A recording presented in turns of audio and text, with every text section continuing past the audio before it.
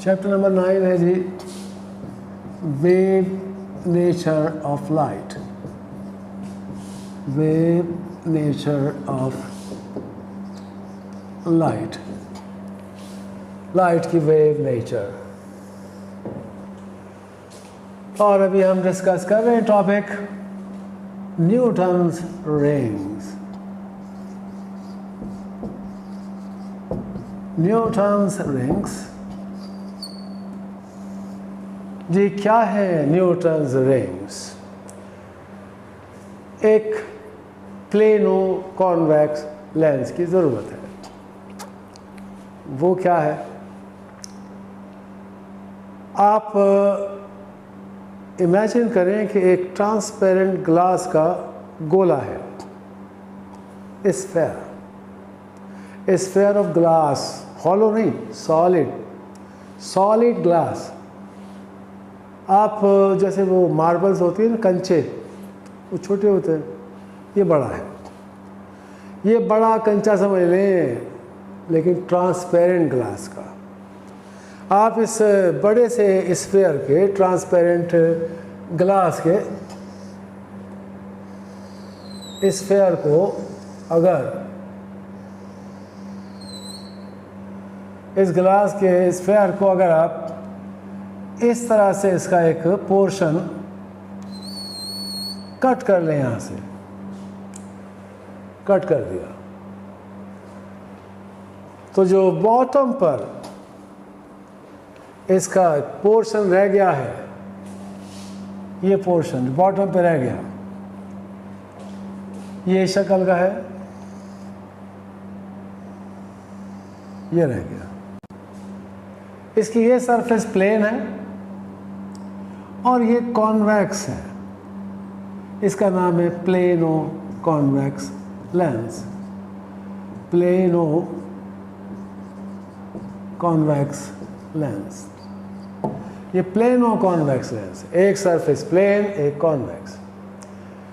सही सिचुएशन का तसव्वुर कीजिएगा, इमेजिनेशन सही होना चाहिए। ये ऊपर से अगर देखेंगे तो कैसा होगा? सर्कल, क्योंकि गोला है और गोले में से आपने एक टुकड़ा काटा है।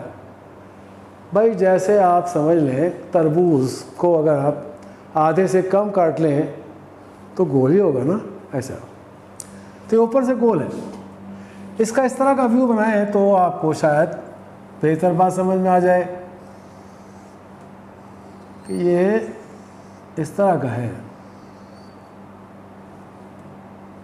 अब आप इसमें ये डायग्राम 3 डायमेंशनल आ गई। इस 3 डायमेंशनल डायग्राम में आप ज़्यादा बेहतर तौर पे समझ सकते हैं। ऐसा है, ये इसकी फ्लैट सरफेस है। ये मैं वाज़े करने के लिए शेड बना रहा हूँ, जाहिर सी बात है, शेड ऐसा होता तो नहीं है ना।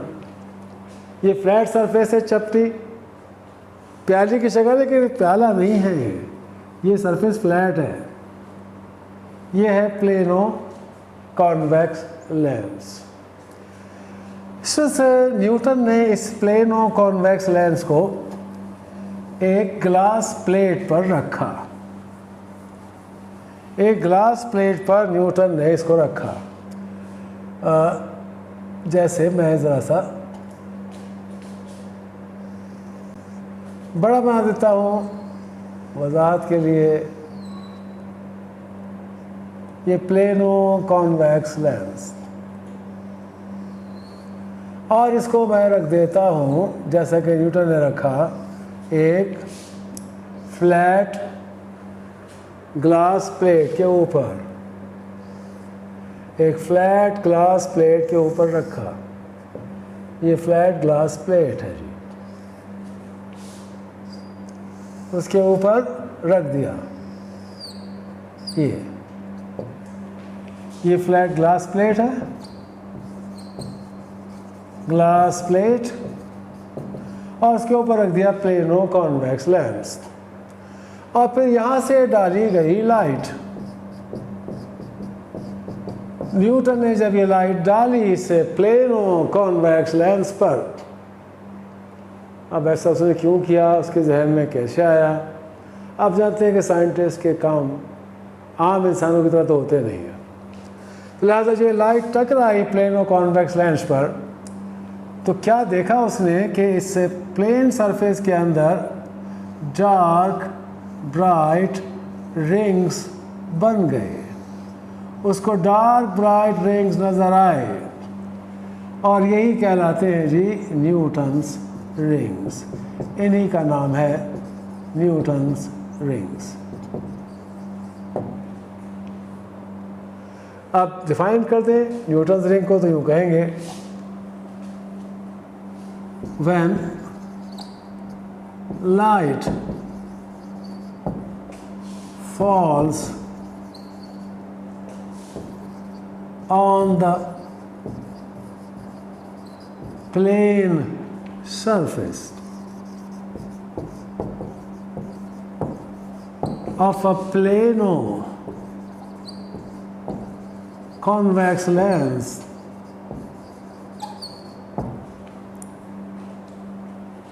placed on a flat glass plate, then dark and bright, मेरा ख्याल लफ्ज़ ऑल्टरनेट लिखें तो ज़्यादा बेहतर होगा, यानी एक ब्राइट एक डार्क, एक ब्राइट एक dark, then alternate dark and bright rings are observed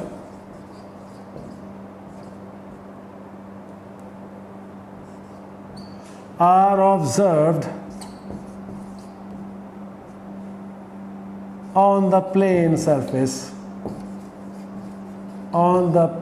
surface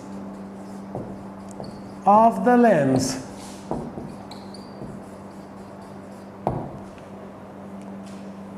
These are called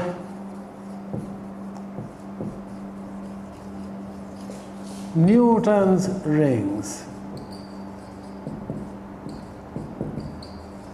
जिसका ये काम था उसी के नाम से मंसूब हो गया, ये कहलाते हैं न्यूटन्स रिंग्स। आप समझ गए होंगे कि ये न्यूटन्स रिंग जो है नज़र आ रहे हैं, डार्क और bright, obviously these rings are form due to constructive and destructive interference of light. जहाँ पर लाइट का इंटरफेरेंस कंस्ट्रक्टिव होगा वहाँ ब्राइट रिंग बनेगा, और जहाँ डिस्ट्रक्टिव इंटरफेरेंस होगा वहाँ डार्क रिंग बनेगा। लेकिन वो इंटरफेरेंस लाइट का होता कैसे है, ये तो समझ रहे हैं। आइए देखते हैं कि कैसे ये रिंग क्यों बने। कंस्ट्रक्टिव डिस्ट्रक्टिव इंटरफेरेंस से तो बने, लेकिन वो इस दोनों टाइप का इंटरफेरेंस हुआ कैसे। हम इसी सिचुएशन को जो अभी डिस्कस कर रहे हैं दूसरे एंगल से ड्रॉ करते हैं। ये जी ज़रा सा, और मैं बड़ा करके बना दिया इसको, और ये है हमारे फ्लैट ग्लास प्लेट, और ये प्लेनो कॉन्वेक्स लेंस है। इस तरह से ये भी ग्लास और ये भी ग्लास, और बीच में है यहाँ पर हवा, एयर। ये ग्लास और ये भी ग्लास, और बीच में है एयर। लिहाजा यहाँ पर हम एयर को थिन फिल्म को के तौर पे ट्रीट करेंगे, यानी यहाँ पर air is the thin film. और अभी जो इंटरफेरेंस इन थिन फिल्म के टॉपिक में हम बात कर रहे थे, वहाँ क्या था, वहाँ ऊपर एयर, नीचे एयर और बीच में फिल्म। यानी जब भी दो एक जैसे मटेरियल के बीच में कोई डिफरेंट मटेरियल होगा तो जो डिफरेंट मटेरियल है वो कहलाता है थिन फिल्म। यानी ये यहाँ पर ये सेम मटेरियल है, ग्लास ग्लास, बीच में एयर है, so air will be considered as thin film. लेकिन ज़रा गौर करें कि इस थिन फिल्म की थिकनेस तो थ्रू आउट एक ही है, same thickness same thickness same thickness. मगर जो एयर फिल्म है उसकी थिकनेस यहाँ 0 है, यहाँ थोड़ी ज़्यादा है, यहाँ और ज़्यादा, यहाँ और ज़्यादा, यहाँ सबसे ज़्यादा है।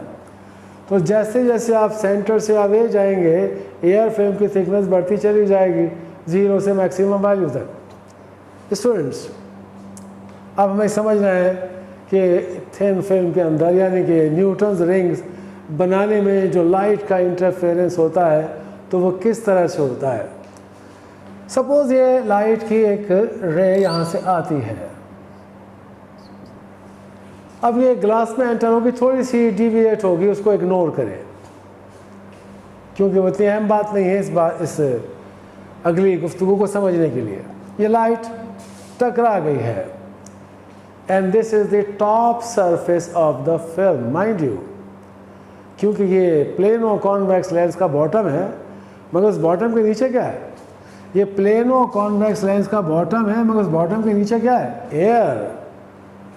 तो एयर की सरफेस पर ये लाइट टकरा कर रिफ्लेक्ट होगी। ज़ाहिर उस चमक में थोड़ा ग्लास का भी अमल दखल होगा। कुछ लाइट ये रिफ्लेक्ट हो गई और कुछ लाइट फिल्म के अंदर दाखिल हो गई। एयर फिल्म के अंदर जब लाइट दाखिल हुई तो ये लाइट जाहिर सी बात है कि नॉर्मल से अवे जाएगी due to refraction of light, और यहाँ से रिफ्लेक्ट होकर ये लाइट दोबारा वापस जाएगी। अब जो ये लाइट रिफ्लेक्ट हुई है, ये रिफ्लेक्ट हुई एक डेंस सरफेस से। इतनी छोटी सी जगह में मुझे शो करना है, ये वो एक एरो आने का है, यानी वो इस तरह का है, एक एरो आने का है और एक एरो जाने का है। यहाँ जो बना हुआ है क्लियर नहीं है, थोड़ा सा और क्लियर कर देता हूँ।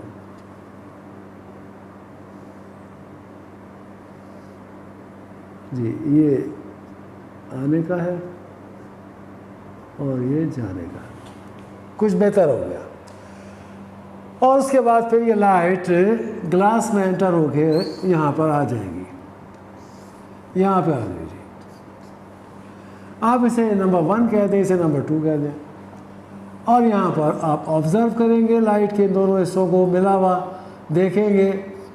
मिला हुआ देखेंगे तो लाइट का इंटरफेरेंस होगा। अब किस किस्म का इंटरफेरेंस होगा ये हमें समझना है कि कब इंटरफेरेंस कंस्ट्रक्टिव होगा, कब डिस्ट्रक्टिव होगा। जी स्टूडेंट्स, कौन सा पार्ट 1 और 2 में कौन सा पार्ट ज़्यादा डिस्टेंस ट्रैवल कर रहा है, समझ गए होंगे आप। Of course 2। Part number 2 part number 1 के मुकाबले में ज़्यादा डिस्टेंस कवर कर रहा है और यही इनका पाथ डिफरेंस है। और ये पाथ डिफरेंस ही पर बेस करेगा कि यहाँ पर किस किस्म का इंटरफेरेंस होगा। अगर ये जो पाथ डिफरेंस है जो एयर फिल्म के अंदर हो रहा है, पाथ डिफरेंस, अगर ये पाथ डिफरेंस सेटिस्फाई करेगा कंडीशन फॉर कंस्ट्रक्टिव इंटरफेरेंस, तो यहाँ पर देखने वाले को ब्राइटनेस नज़र आएगी।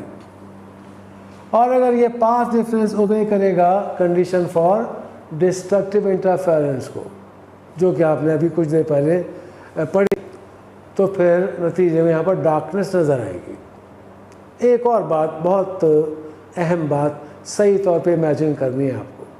देखिए बच्चों, आप इस सेटअप को यूँ तसव्वुर करें, ये है ग्लास प्लेट,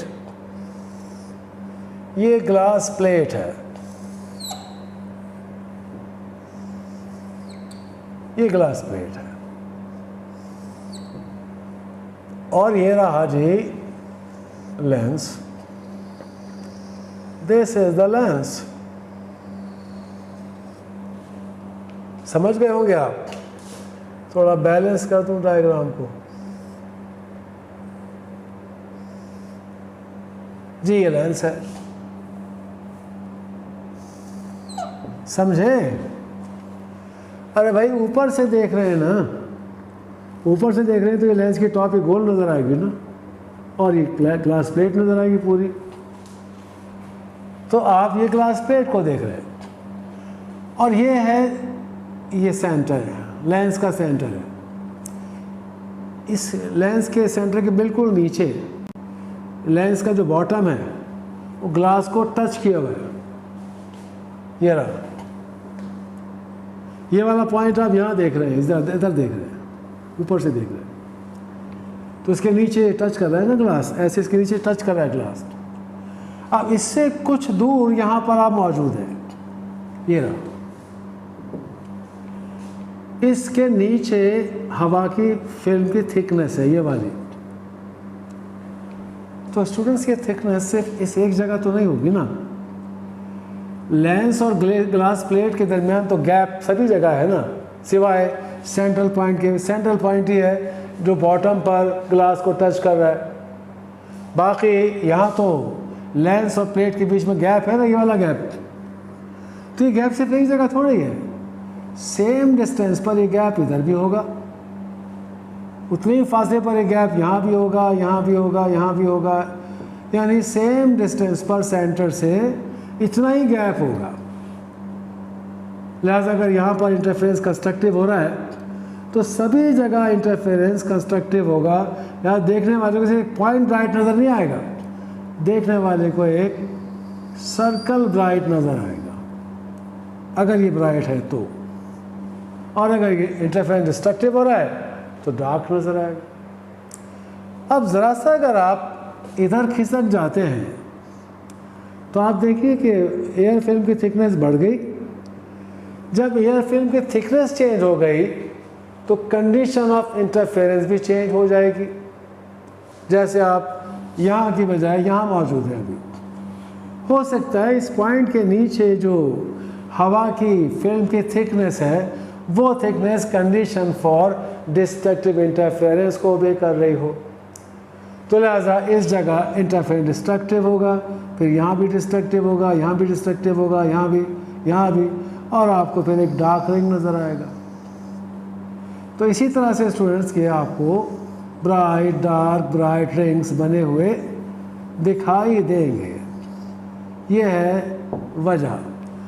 तो अगर इस वजह को समराइज करें, एक सेंटेंस में बताने की कोशिश करें कि किस तरह से लाइट का इंटरफेरेंस हुआ है, तो इसका जवाब है जी कि न्यूटन्स रिंग जो बनते हैं वो लाइट के इंटरफेरेंस की वजह से बनते हैं।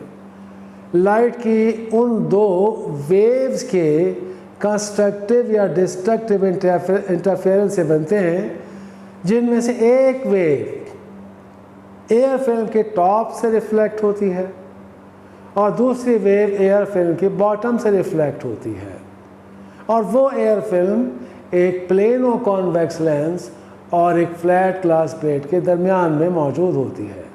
तो उन दोनों के इंटरफेरेंस की वजह से न्यूटन्स रिंग्स बनते हैं। कैसे बने Newton's rings?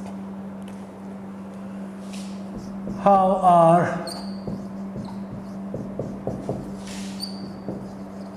Newton's rings formed? कैसे बनते हैं Newton's rings?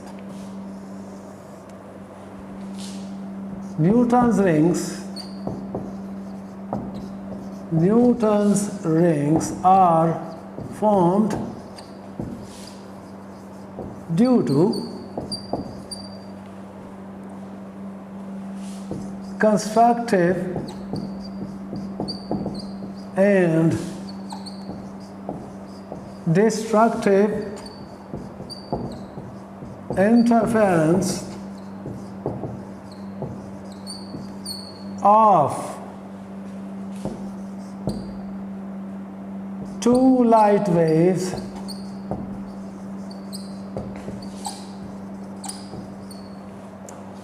reflected from the top and bottom of an air film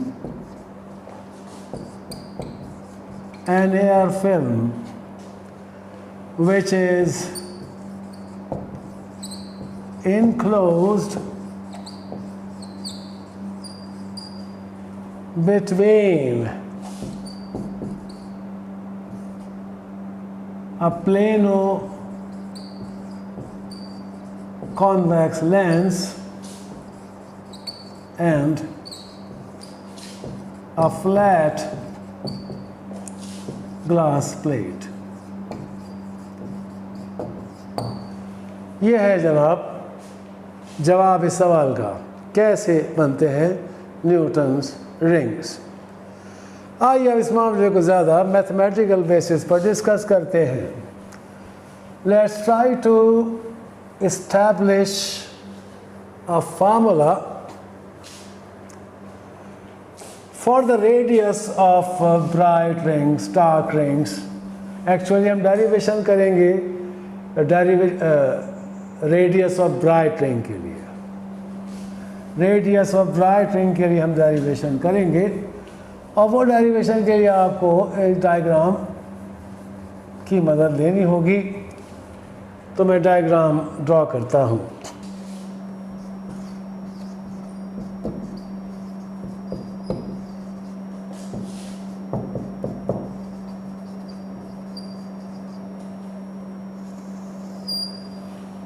तो स्टूडेंट्स ज़रा देखिएगा इस डायग्राम को। डायग्राम में ये जो डॉटेड सर्कल आप देख रहे हैं, ये वो स्फीयर हम एस्यूम कर रहे हैं, ये वो स्फीयर है कि जिसका ये कॉन्वेक्स लेंस हिस्सा है। देखिए प्लेनो कॉन्वेक्स लेंस तो ये है, उसी के कर्व से ये सर्कल कंप्लीट किया गया ताकि हमें अंदाज़ा हो जाए कि वो स्फीयर कैसा कितना बड़ा था कि जिसमें से इस कॉन्वेक्स लेंस को हासिल किया गया। लिहाजा ये स्फीयर का जो सेंटर है वो कहलाएगा centre of curvature of the lens, और इस स्फीयर का जो रेडियस है वो कहलाएगा radius of curvature of the lens. ये आर है, ये आर है, रेडियस कैपिटल आर, और ये हो गया फासला 2r।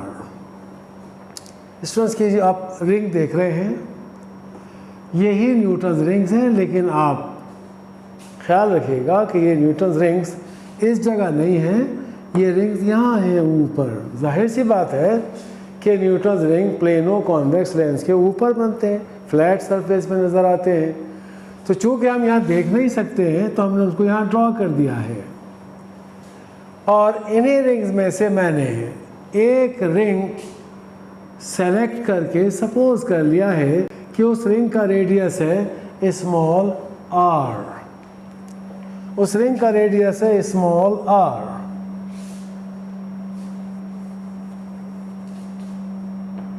जी, और देखिए जो रिंग मैं सेलेक्ट किया है जिसका रेडियस स्मॉल r है, उस रिंग के नीचे एयर फिल्म की थिकनेस ये है small t। Small t is the thickness of air film। आपने गौर किया मेरे अल्फाज पर? मैंने क्या कहा? इस रिंग के नीचे एयर फिल्म की थिकनेस स्मॉल t है।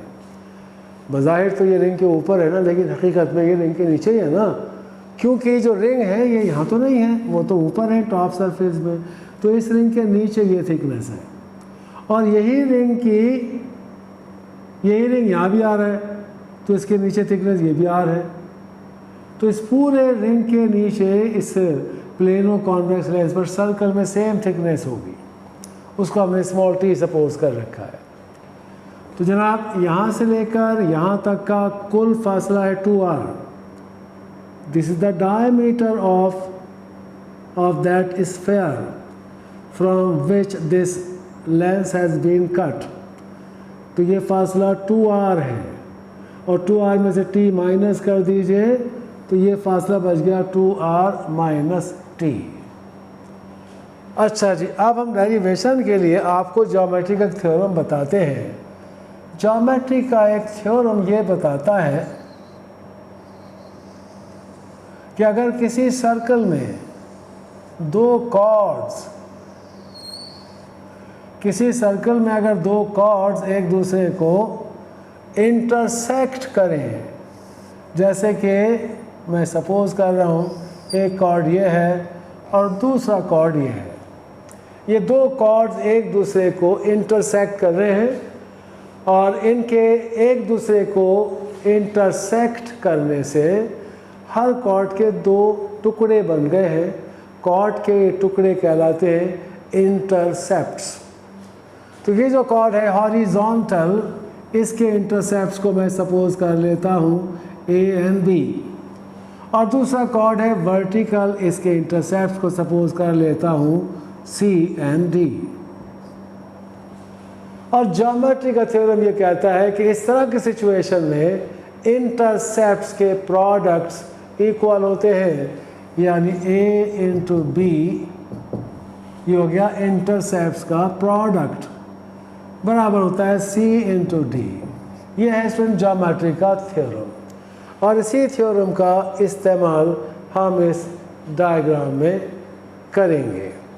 ज़रा देखिए इस डायग्राम के अंदर भी, इस हिस्से में देखिए आपको वही सूरत हाल नज़र आएगी, यानी जहाँ दो कॉर्ड्स एक दूसरे को कट कर रहे हैं। देखिए यहाँ पर कौन कौन से दो कॉर्ड कट कर रहे हैं। एक कॉर्ड ये है हॉरिजॉन्टल कॉर्ड, और इस कॉर्ड के दो टुकड़े हैं स्मॉल आर, ये और ये कॉर्ड के दो टुकड़े इंटरसेप्ट्स है। दूसरा कॉर्ड ये है,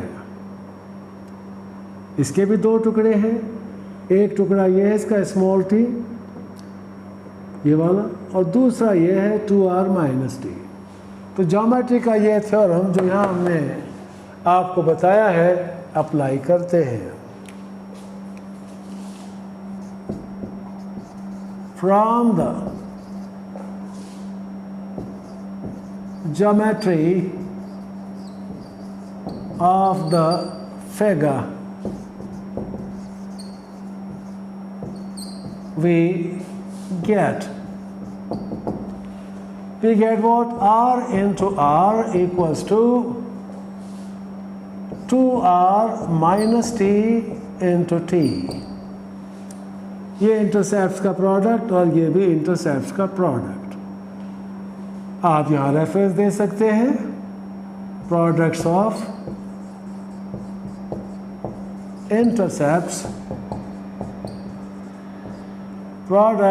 intercepts are equal।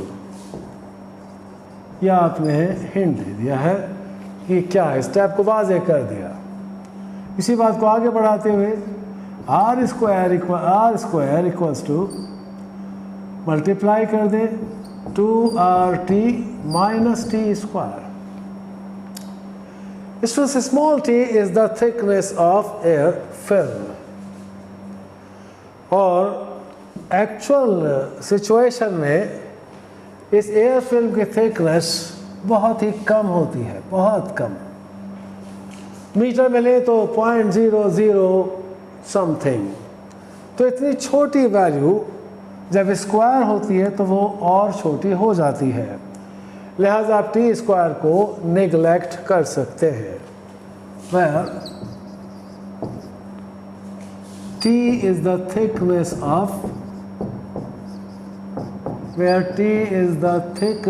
of air film।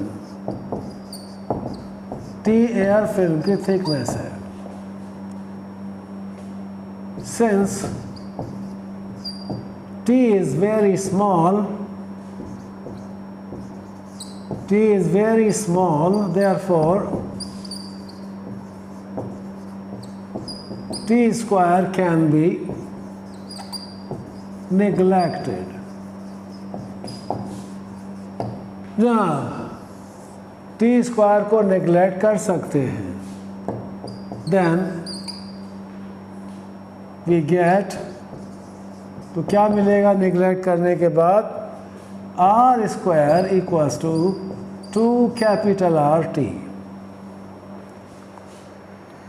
Students, हर रिंग के नीचे एयर फिल्म की थिकनेस डिफरेंट होगी।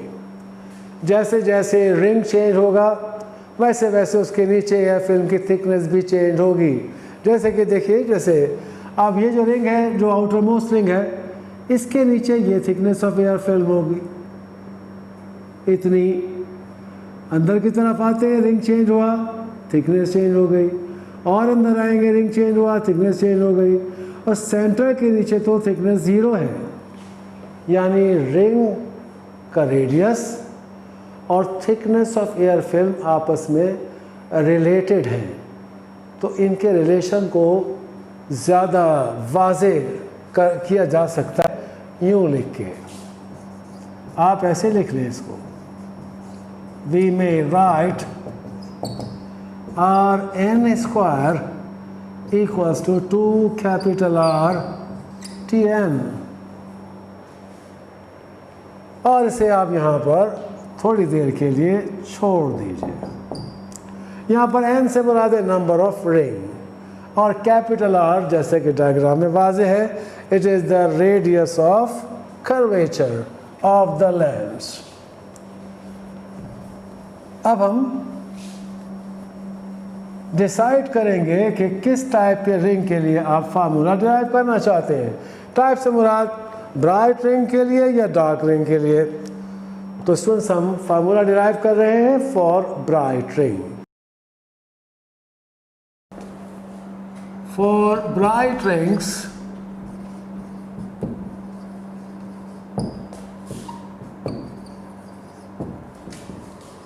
the condition of interference is 2Tn equals to m plus half lambda। आप पहचान गए होंगे, this is the condition for constructive interference for thin films. इस फार्मूले में स्टूडेंट्स स्मॉल n है refractive index of the material of the film. तो क्या है हमारे पास फिल्म का material?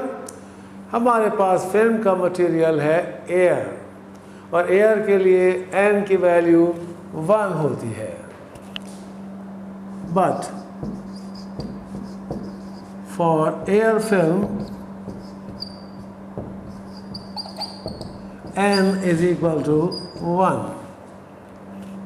Therefore 2T equals to m plus half lambda, where m equals to 0, 1, 2, 3 etc etc। मसलन अगर हमें ये रिलेशन पहले रिंग पे अप्लाई करना है, तो पहले रिंग के लिए ये m की वैल्यू 0 होगी, यहाँ 0 आ जाएगा, और पहले रिंग के नीचे एयर फिल्म की थिकनेस को हम कहेंगे T1। तो ये बन जाएगा 2T1 equals to 0 plus half lambda. इसी तरह से सेकेंड रिंग के लिए m की सेकेंड वैल्यू पुट करेंगे, यहाँ 1 पुट करेंगे, और सेकेंड रिंग के नीचे एयर फिल्म की थिकनेस को T2 कहेंगे। और इसी तरह से थर्ड रिंग के लिए भी हम ये इक्वेशन लिख सकते हैं। तो मैं इसको लिख रहा हूँ इक्वेशन को for first, second and third rings. For first, second and third rings we have, जी हम क्या हासिल करेंगे? 2T1 equals to 0 plus half lambda, 2T2 equals to 1 plus half lambda, 2T3 is equal to 2 plus half lambda. इन तीनों relations को देखकर हम एक general formula, general relation develop कर सकते हैं। देखिए यहाँ पर 1 है फर्स्ट रिंग के लिए, तो यहाँ 0 है, यहाँ 2 है तो यहाँ 1 है, यहाँ 3 है तो यहाँ 2 है, 4 होता तो यहाँ 3 होता, मतलब यहाँ जो नंबर आएगा यहाँ उसे एक लेस आएगा। लिहाजा nth रिंग के लिए, nth ब्राइट रिंग के लिए hence for nth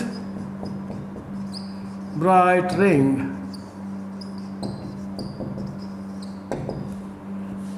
to Tn equals to n minus 1 plus half lambda। अब nth का मतलब है कोई भी, एनी ब्राइट रिंग,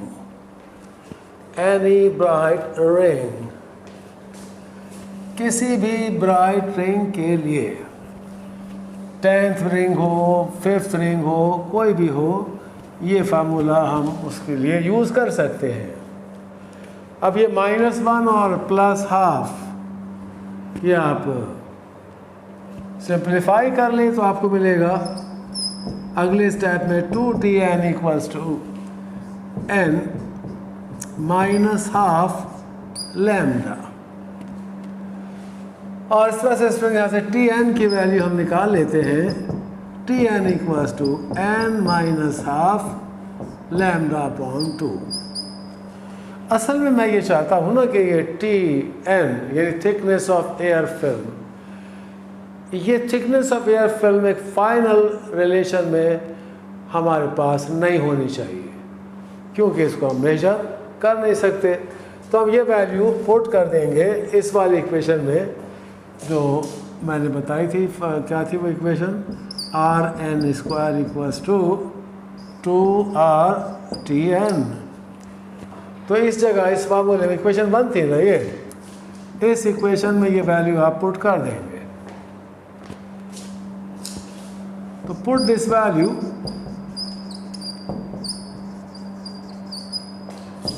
इन इक्वेशन 1, पुट करें इक्वेशन 1 में, तो आपको हासिल होगा Rn square equals to 2R into n minus half lambda upon 2।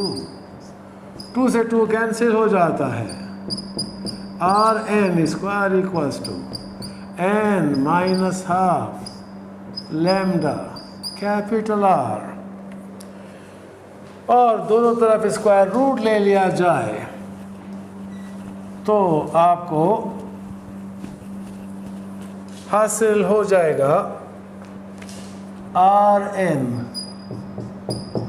Equals to square root of n minus half lambda capital R। Students, ये फार्मूला किसी भी ब्राइट रिंग का रेडियस कैलकुलेट करने के काम आ सकता है, लेकिन हम रेडियस ऑफ रिंग इससे कैलकुलेट नहीं करेंगे क्योंकि वो हमारे किसी काम का नहीं। भाई किसी ब्राइट रिंग का रेडियस मेजर करके कैलकुलेट करके आप क्या करेंगे, क्योंकि वो तो मेजर हो सकता है। इन फैक्ट ये फार्मूला काम आता है वो चीज़ें कैलकुलेट करने के लिए जो आप आसानी से मालूम नहीं कर सकते हैं, यानी कि एक्सपेरिमेंटली आप नहीं मालूम कर सकते। आप कैसे लाइट की वेवलेंथ को मेजर करेंगे? लाइट की वेव तो दिखाई नहीं देती हैं। या ये कि ये जो radius of curvature of the lens है, एक लेंस जिस स्फीयर से काटा गया है वो स्फीयर तो आपके पास है नहीं, तो लिहाजा ये जो रेडियस ऑफ कर्वेचर है ये आप कैसे मेजर करेंगे? इसलिए ये दो चीज़ें इस फार्मूले से हम कैलकुलेट कर सकते हैं। उसके लिए हमें रिंग का रेडियस मेजर करना होगा। हम इन तमाम रिंग्स में से कोई सा भी एक रिंग सेलेक्ट कर सकते हैं। फॉर एग्जांपल 10वां रिंग सेलेक्ट कर लिया तो 10th रिंग का रेडियस मेजर कर लेंगे, वो हो जाएगा R10, फिर यहाँ पर 10 लिख देंगे। अब इन दो में से कोई एक वैल्यू आपको पता होनी चाहिए। अगर आपको लाइट की वेवलेंथ पता है तो आप कैलकुलेट कर सकेंगे radius of curvature of the lens, या अगर आपको radius of curvature of the lens पता है तो आप कैलकुलेट कर सकेंगे वेवलेंथ ऑफ लाइट। इसी तरह से स्टूडेंट्स हम एक फार्मूला डार्क रिंग के लिए भी डेवलप कर सकते हैं। जाहिर है उसके लिए हमें अप्लाई करनी होगी कंडीशन फॉर डिस्ट्रक्टिव इंटरफेरेंस, लेकिन हम वो रिजल्ट आपको बराह रास्त बता रहे हैं और वो ये होगा। Similarly for dark rings, we can show that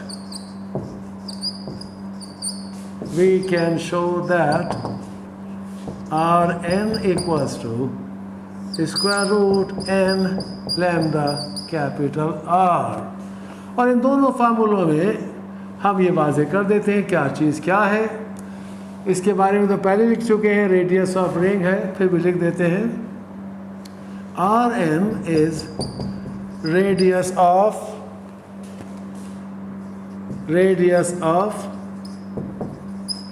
nth ring, और लैम्डा है wavelength of light,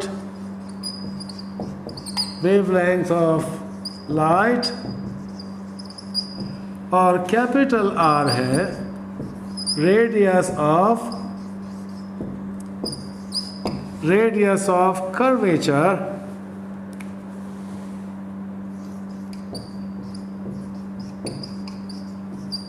of the lens का रेडियस ऑफ कर्वेचर। तो स्टूडेंट्स, आज की क्लास हम यहीं पर ख़त्म करते हैं। इंशाल्लाह अगले लेक्चर के लिए मैं फिर से हाजिर होऊंगा। That's all for today.